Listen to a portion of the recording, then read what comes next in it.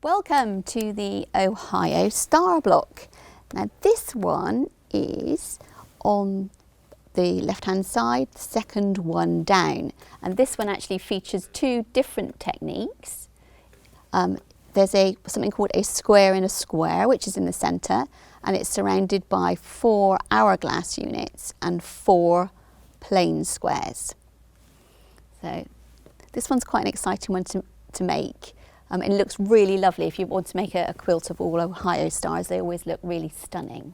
Okay, so now we've got 3 rows of 3, and we would just piece them exactly as we've pieced the other block. So 2 together, those 2 together, those 2 together, put them back in order, then add the third section, the third section, and the third section, and then piece together the rows exactly as we've done before to make your Ohio star block.